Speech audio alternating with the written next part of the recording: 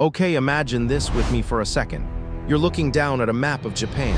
From way up high, like you're floating in space, watching the Earth slowly turn beneath you. The camera glides closer past the clouds toward those jagged, white mountain ranges that slice across the country. It zooms in on Niigata Prefecture. Quiet, snow-covered, beautiful, and then there it is. Iwapipara Ski Resort. A small red pin drops onto the mountainside. Seems peaceful, right? Just another ski resort tucked into deep winter terrain. But not long ago, something almost went very wrong there. The course had already been closed. Cracks had appeared in the snowpack. Someone made the call, shut it down. That decision probably saved lives, because without it, this could have turned into a major disaster. And that's the thing about avalanches. They don't always announce themselves with drama. Sometimes the warning is subtle.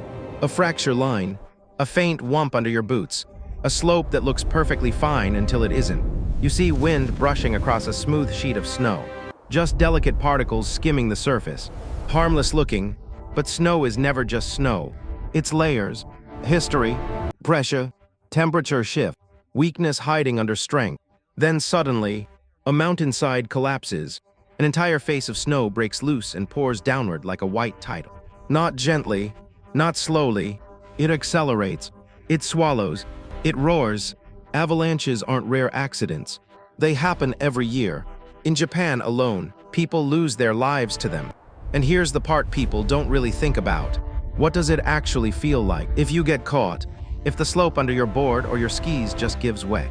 Picture a snowboarder carving down a clean, open run. The snow looks soft, stable, inviting. Then behind them, a cloud begins to rise. At first it's almost graceful, a drifting mist. Then it grows, expands, gains speed. And before you even process what's happening, it's on you. If you're standing there when it starts, what do you experience? If that wall of white rushes down from above you, what do you do? How do you survive something that can move faster than a car on the highway? Let's slow this down for a second. An avalanche isn't just snow falling downhill, that's the simple version. In reality, it's more complicated. There are different types, different behaviors, different dangers.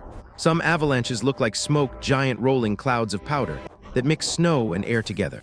They can race down slopes at terrifying speeds. Others are slabs, and slabs are the real killers. Imagine an entire sheet of hardened snow like a giant frozen plate, resting on top of a weaker layer underneath. It looks solid, it feels solid, until that weak layer fails. Then the slab fractures, clean, sharp, almost like glass shattering, and the entire section slides away at once. More than 90% of avalanche fatalities involve this slab type. That's not a small number.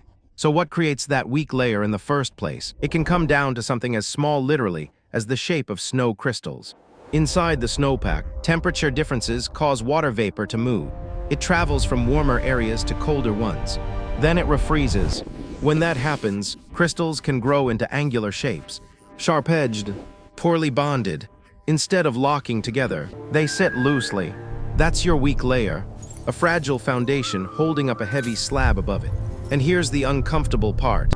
Often the final trigger is us. A boot step, a snowboard turn, a group of hikers crossing a ridge. In fact, in roughly 90% of cases, the avalanche is triggered by the very person or group who gets caught in it. That's not some dramatic exaggeration. That's reality. You don't have to be reckless. You don't have to be doing something crazy. You just have to be there. Because once that slab cracks, it doesn't politely slide away in one neat block. It fractures outward. The break spreads faster than you can react. And even if the initial crack is small, it can rapidly expand across the slope, pulling the entire mountainside down with it. At that point, escape becomes extremely difficult. Snow is unpredictable. Its microscopic structure changes depending on location, humidity, temperature, wind. Two slopes that look identical from the outside can behave completely differently. That's why predicting avalanches is so hard. It's not just about how much snow fell. It's about what happened inside it afterward. Now imagine you're riding. You're carving down a wide open face. Trees spaced out, blue sky overhead. Then you hear it. Not the dramatic movie roar. Just a deep cracking sound, like the earth snapping. And suddenly the snow beneath you fractures. Your edge disappears. Your footing collapses.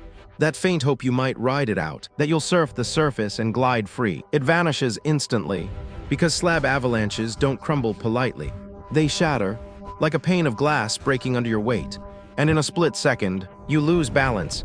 Fragments slide beneath you. You're pulled into the moving mass. And that's just if it starts below you.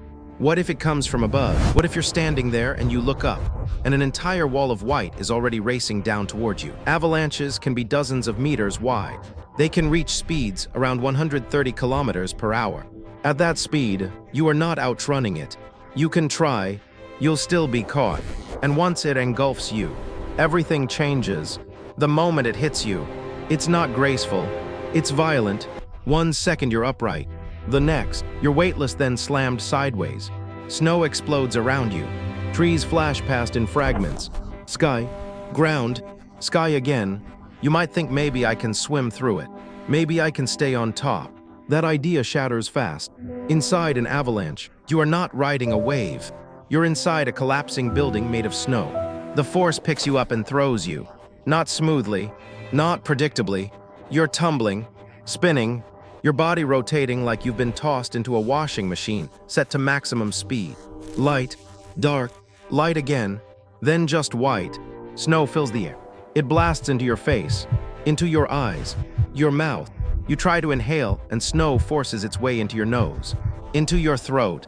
It doesn't feel like powder anymore. It feels heavy, wet, violent.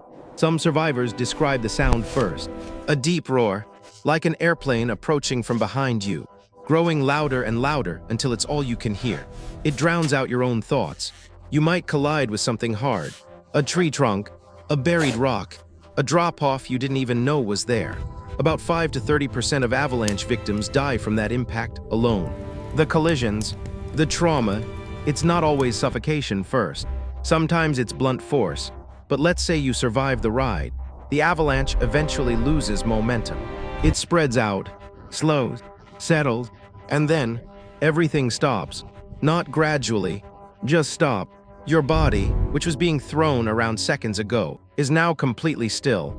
You can't move, not because you're choosing not to, because you can't. The snow around you compresses almost instantly. What was flowing like liquid suddenly hardens. It packs tight, dense, unforgiving. People imagine fluffy powder. But once it settles, avalanche debris can be as solid as concrete. You try to move your arm. Nothing. Your legs, trapped. You attempt to expand your chest to breathe, and even that feels restricted. The first thing you might notice is the sound, or rather the lack of it.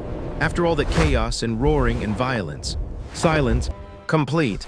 The only thing left is your breathing. Inhale, exhale, loud in your own ears. And this is where the real danger begins. Because now, you're buried. You don't know which way is up.